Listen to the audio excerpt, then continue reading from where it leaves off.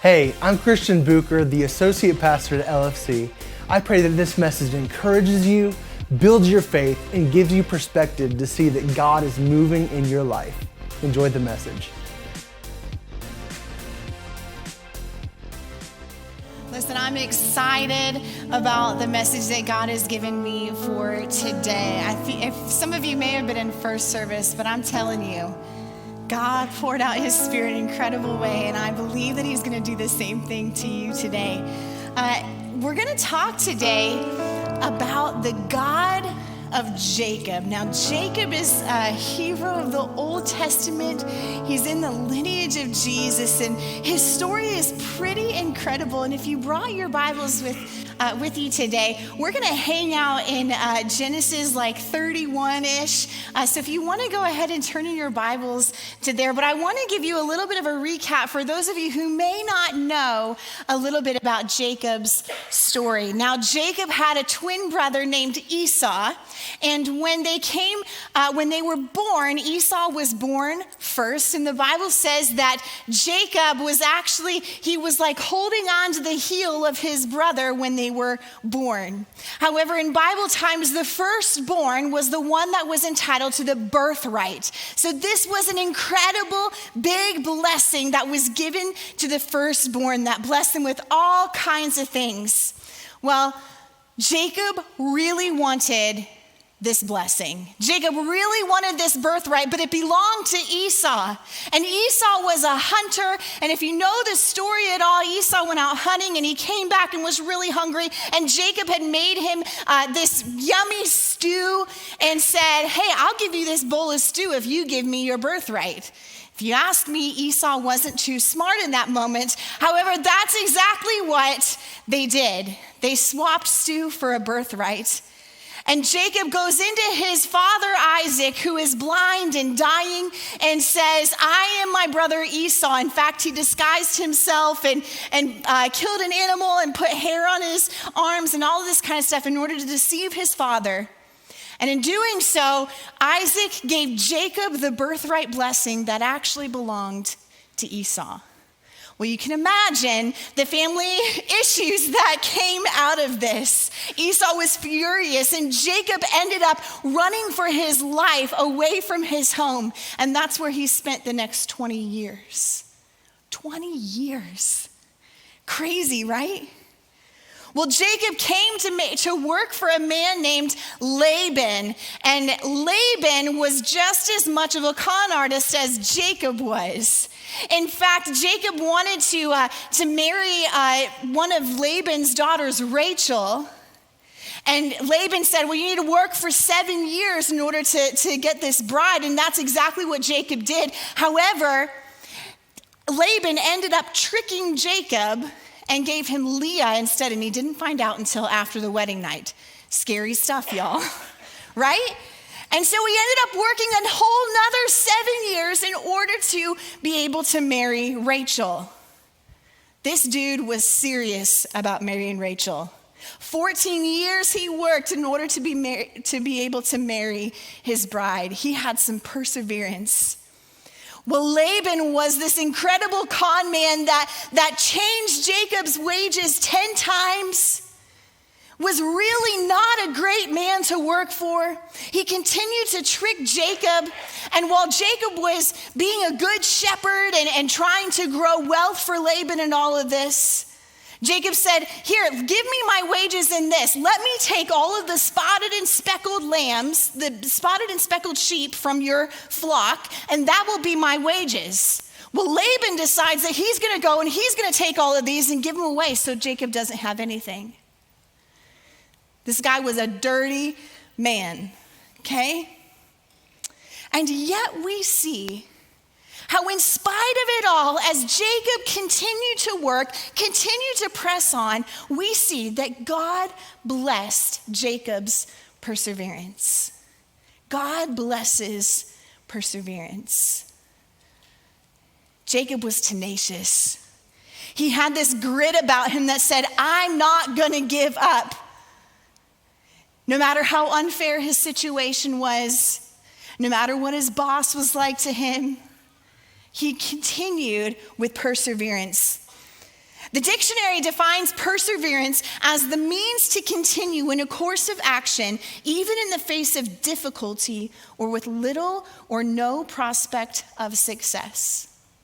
Friends, our culture has made it too easy to throw in the towel when things get difficult. Do you guys know what I'm talking about? Listen, we have too many people that are in marriages that it's just not quite cracked up to what they think it should be, and they feel a little disappointed, and they say, you know what, I'm done with it. And they're gonna throw in the towel rather than persevering and sticking it through, even through the hard times.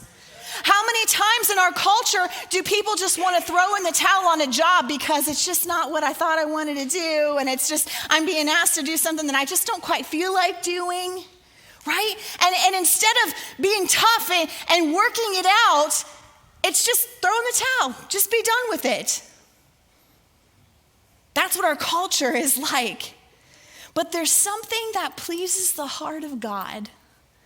When we have a stick-to-itiveness, when we persevere in every situation, when things get tough in our marriage, we're not gonna give up. When things get tough with our kids, we're not gonna quit loving our kids. When things get tough at our job, we're not gonna quit working to the best of our ability because we're gonna persevere the way that God desires us to.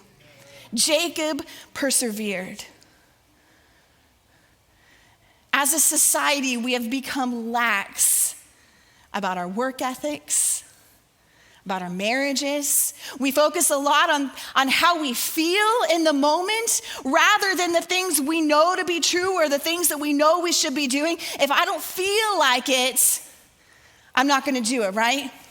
The problem with this is that it also floods into our spiritual life. Rather than leaning into God during the tough times, we begin to rely on ourselves and look to other things. We become lax in our time with God, spending time with Him just on Sunday mornings rather than every day of the week and living in a relationship with Him. We become lax in our church attendance. Come on, you guys are so quiet this morning. You're killing me. Right, we become lax, and the problem is that when we become lax, then we start to let things creep in that shouldn't be there. Because when we open the door just a crack for sin, it comes in and it starts making more frequent appearances in our life and in our hearts. And when we leave that door open, it cracks open a little bit more and a little bit more until sin is freely coming and going as it wants to.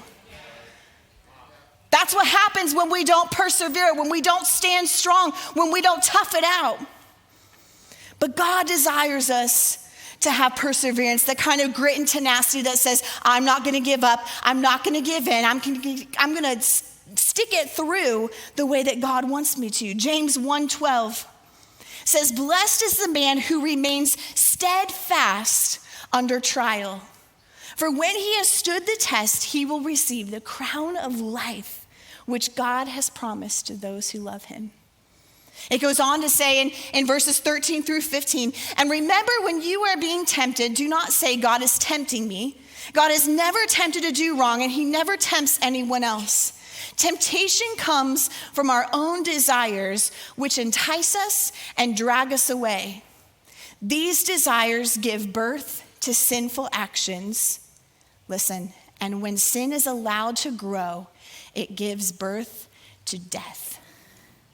That's why we have to persevere. That's why Jacob persevered. He still continued to work hard, even though it stunk, even though he had a terrible boss, a terrible father-in-law, his family situation wasn't good. We can learn something from Jacob and from the God of Jacob who blesses us when we persevere in difficult times. Don't give up, because God blesses perseverance.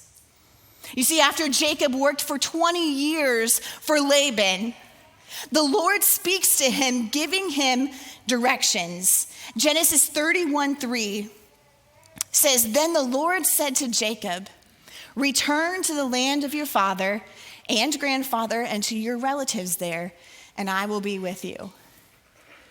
Sounds like a simple thing to do. But do you understand what God was asking Jacob to do? Remember, Jacob had fled 20 years earlier because he thought his life was in danger because he was thinking his brother was going to kill him. So he has burned some major bridges. He has cut some family ties. And after 20 years of never even speaking to his brother or any of his other family, God says, it's time for you to go back. Any of you who may have difficult family situations, can you wrap your head around that? And yet Jacob had seen God move. He says, okay, God, I'm going to. I'll be obedient. I'll say yes. Genesis 31:17 says, so Jacob put his wives and children on camels, and he drove all of his livestock in front of him. He packed all the belongings he had acquired in Paddan Aram and set out for the land of Canaan, where his father Isaac lived. You see, he had no idea what was awaiting him when he got back. He was leaving his source of income. He loaded his entire family with the thoughts that likely his entire family could be annihilated. All of his wealth, everything that he had worked for could be totally gone because of his obedience to God. And yet, he said, okay, God, I'm going to do it. You see, my friends, God blesses obedience. God blesses obedience. However, in the next verse in Genesis 31:18, it says, at the time they left, Laban was some distance away shearing his sheep. Rachel stole her father's household idols and took them with her. Nathan, can you help me? I'm not sure where you're at in the room. Thank you. Let me read that again. At the time they left, Laban was some distance away shearing his sheep. Rachel stole her father's household gods or idols and took them with her. Do you understand what's happening? You see, in those times, Laban didn't believe in the one true God. And so they had these household idols that a lot of times they represented different things. Sometimes they represented fertility and all these things. And so they would take these idols and they would pray to these idols. Craziness, right? They would pray to these idols. And here we have Rachel, Jacob's wife, as Jacob is packing everything up, getting ready, literally laying his life down on the line to be obedient to God. We have Rachel here who is packing up these household idols.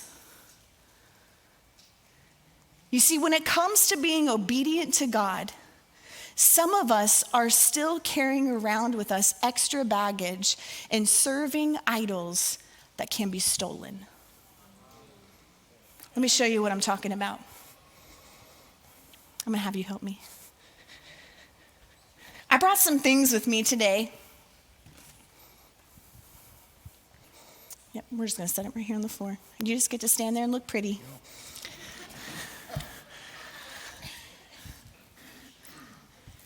Some of us are serving idols that can be stolen. You guys know what I'm talking about when I say that, right? We're not serving the one true God, or maybe while we're trying to be obedient to God, we're still holding on to this baggage, these things that are keeping us from really, truly, 100% committing ourselves to following God. For some of us, maybe this is our recreation. There's nothing wrong with some of our recreation, but when it takes the place of being obedient to God, that's when it becomes a problem. Fill in the blank for you, whatever your recreation is. Some of us, oh, here, let me get it on my pocket. Most of you probably have it in your pocket right now.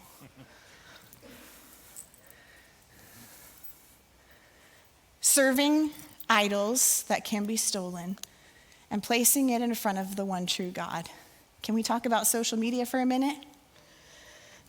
Those Instagram and TikTok reels that we just flood our eyes with. How about our music choices?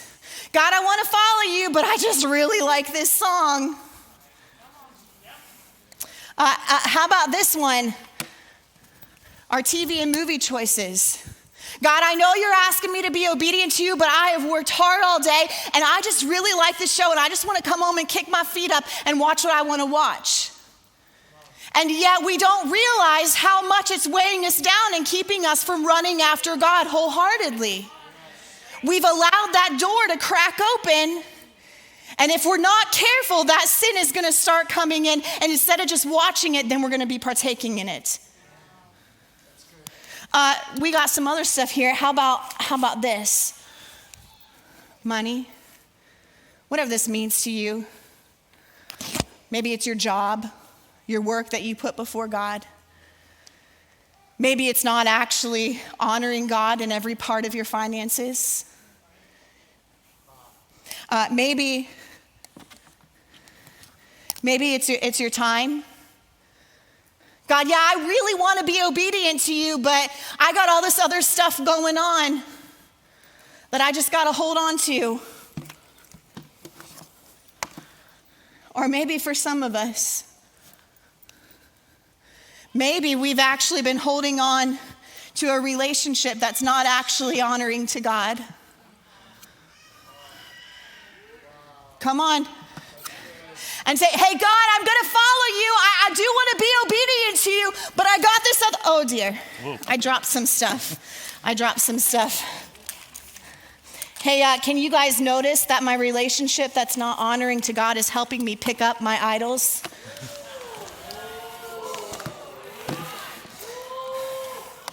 That's all right. You hold on to that. It's your weight now.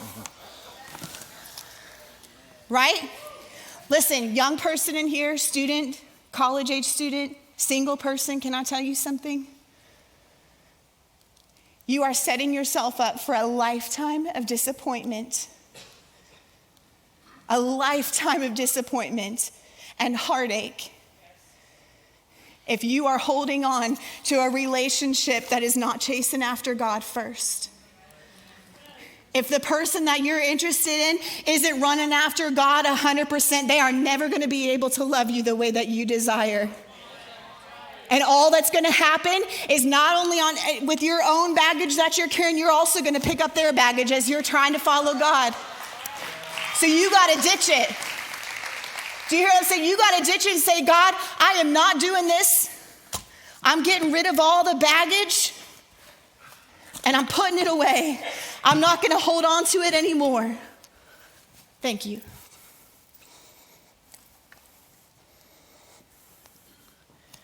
You see, God desires obedience and he blesses obedience. When we say, God, I'm not going to hold on to this other junk. I'm going to get rid of it so I can fully and 100% run after you and all that you are. In a minute, I'm going to come back to this point and show how God blessed Jacob's obedience. But I want to keep going into the story and tell you what happens next. Because as Jacob got closer to his home, he decided to send some messengers to his brother Esau. He wanted to see if he was actually entering into a hostile environment or a friendly situation. He was just trying to scope it out. And so he sends these messengers out, and the messengers come back, and they're like, dude, Jacob, this guy has got 400 men with him. And for all Jacob knows, Esau is ready to murder him. I don't know about you, but I would be shaking in my boots. It's my fault that my brother's mad at me. I'm the one that wronged him. No wonder he's mad at me. And yet I'm trying to be obedient to God, and it doesn't make sense. Jacob was terrified. And so he divides his household, his wives, his children, his sheep, his livestock, all of that. And he sends them on ahead. And then Jacob does something really interesting. I think a lot of us do it in these times, and hopefully we do, but you know, as we're being obedient to God and taking care of these difficult things that God's asking us to do, sometimes we tend to forget God's promises. We tend to forget what God says to us. And so Jacob has sent his family on. He's getting ready to go and meet his brother Esau, not knowing if he's going to die or not. And in this moment, he begins to talk to God. And I think he was almost doing a little bit of self-talk. Not that God forgets his promises, but we do. And in this moment, I think he was just reminding himself of what God said. Genesis 32, 9 through 12 says, "Then Jacob prayed, 'O God of my father Abraham and God of my father Isaac, Lord, you told me, return to your own land and to your relatives. And you promised, I will treat you kindly. I am not worthy of all the unfailing love and faithfulness you have shown to me, your servant. When I left home and crossed the Jordan River, I owned nothing except a walking stick. Now my household fills 2 large camps. Oh Lord, please rescue me from the hand of my brother Esau.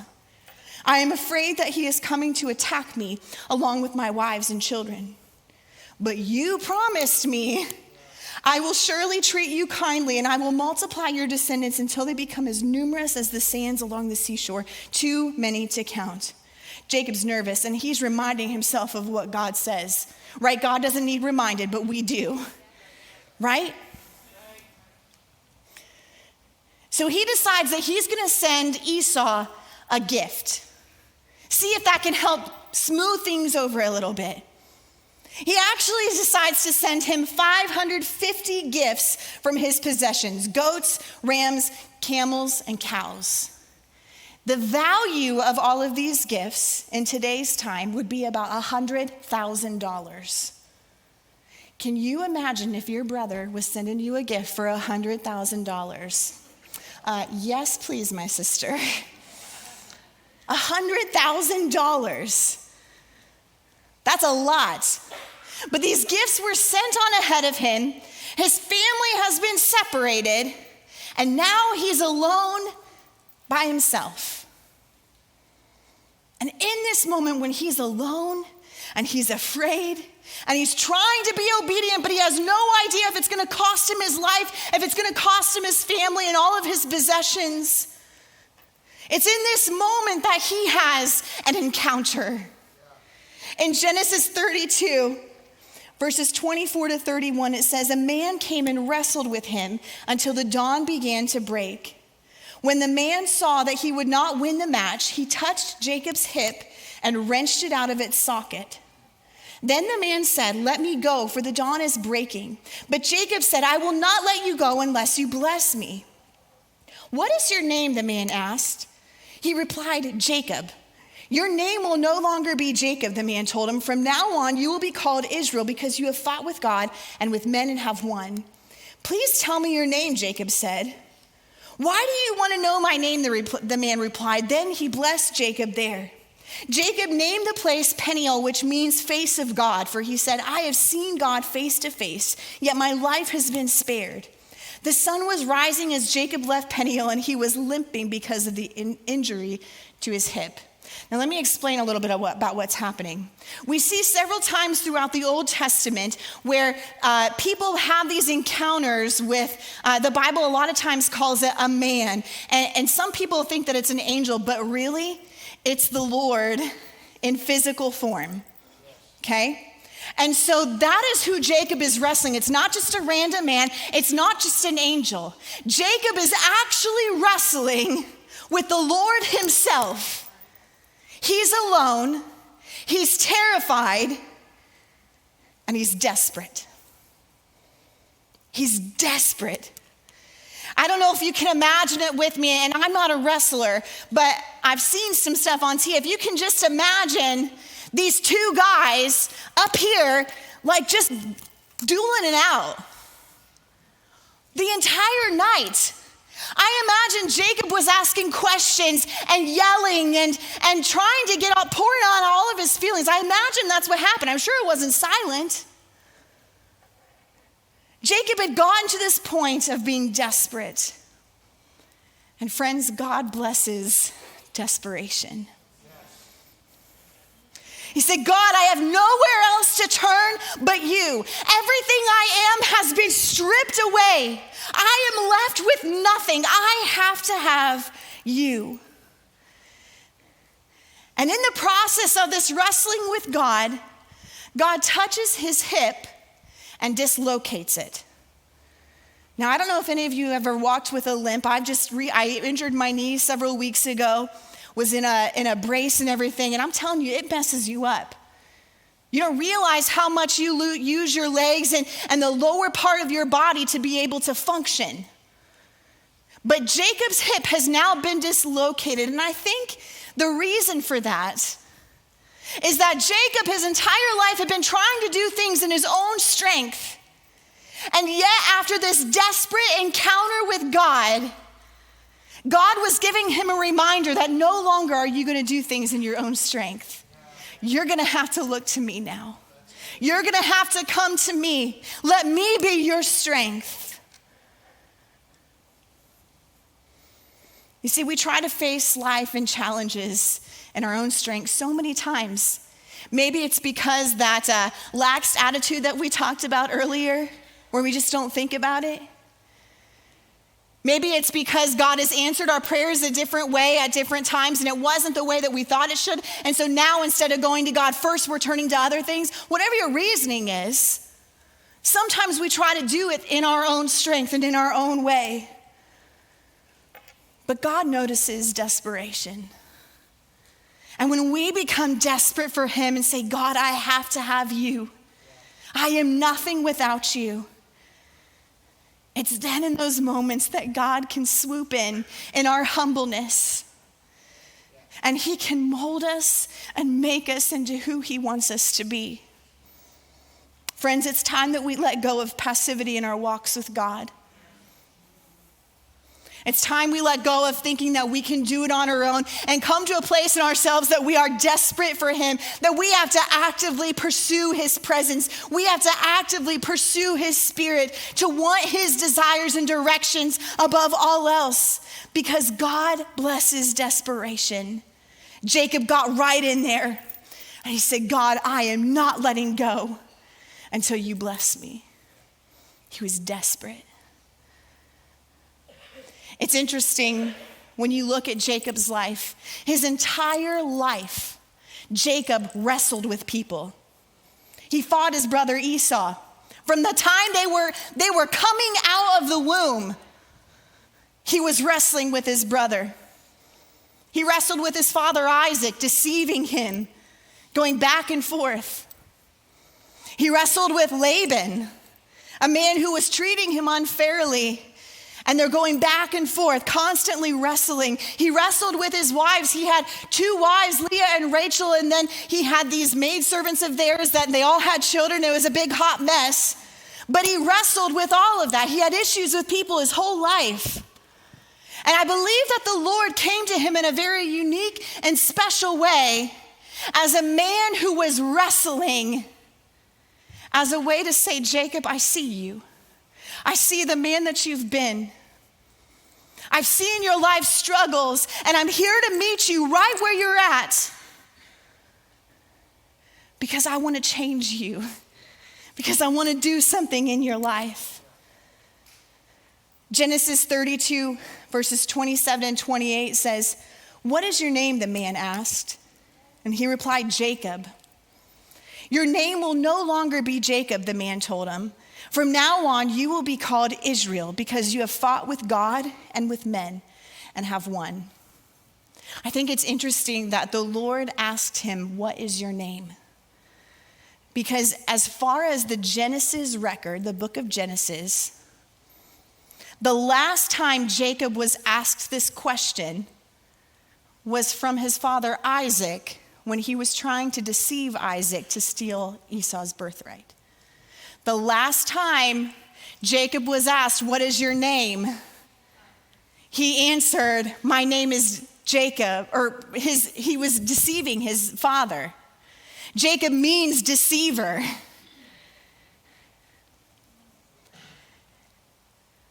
The Lord wasn't asking just to get information, obviously, right? The Lord knew who he was. He knew that Jacob was a schemer, a deceiver. He knew Jacob's reputation. So when he asked, "What is your name?" what he actually meant was, are you going to continue living up to your name, deceiving yourself and others? Or will you admit what you are and let me change you?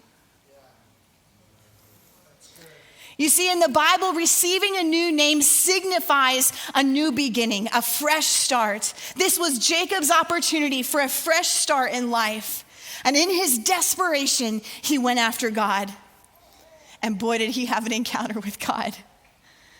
God not only changed his name, but changed his identity. God not only changed what he was called, but he changed who he was. He changed his name to Israel, which means he struggles with God. And some scholars would actually translate this to mean God strives, or to let God rule. So Jacob means deceiver, which means someone who seizes by force without authority. Now his name was being changed to Israel. He struggles with God, or to let God rule. A complete 180 change. He had a new name. Instead of Jacob, he was Israel. Instead of someone who deceives, he would be known as someone who strives for God, who goes after God, who lets God rule in his life. No longer was he going to walk the way that he used to walk, but after his encounter with God, even his walk changed. Oh, come on, guys. Even his walk changed. Because when you encounter Jesus, nothing about you can stay the same. He comes in and he changes your situation. He changes your reputation. He changes your mind. He changes your heart. He changes your dreams and your directions. Listen, and because God's just that good, he'll start changing the people around you too. He's gonna start changing your friends. When you have an encounter with God, your family is gonna start changing. Your household is gonna start changing.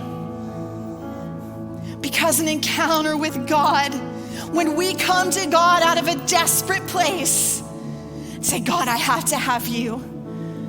God says, okay, let me come in and do my work now. He comes in and he changes who we are.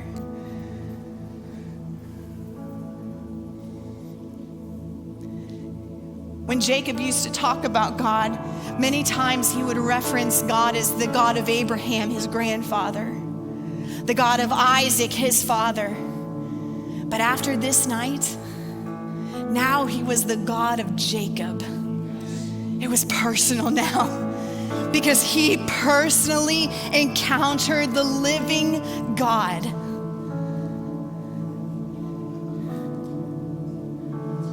Man, friends, there's something powerful that happens in your life when you make a relationship with God personal for yourself. It's not because of your granny that prayed for you. It's not because of your parents. But when you have your own encounter with Jesus, that's when things start to change. God blesses desperation. We find that after this night, Jacob ends up going to meet Esau. But he's going a different man. He's going with a new name. He's going with a new walk. And in Genesis 33, verses 1 through 4, we read, then Jacob looked up and saw Esau coming with his 400 men.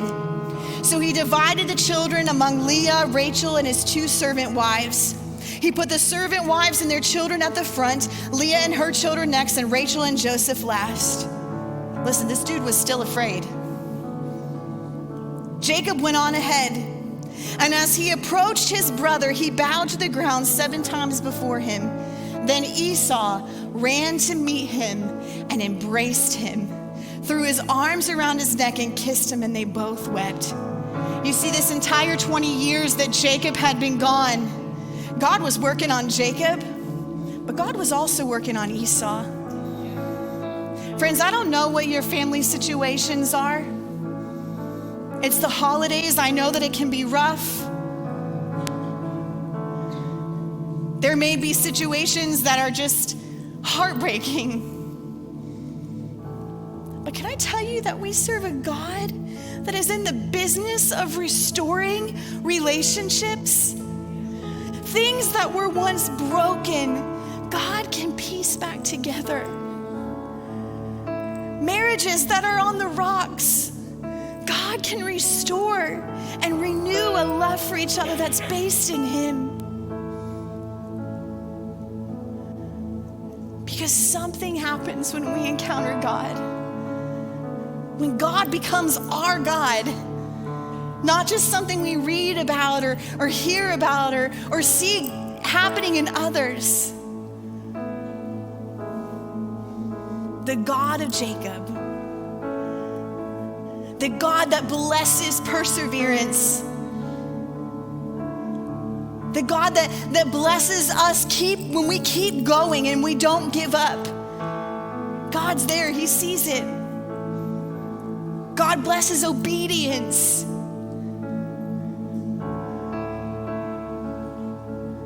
Maybe God's been speaking to you about something that you know you should be doing, and you've been putting it off for whatever reason, whatever excuse, or maybe from whatever idol that you're allowing in your life. God wants you to just surrender it to him.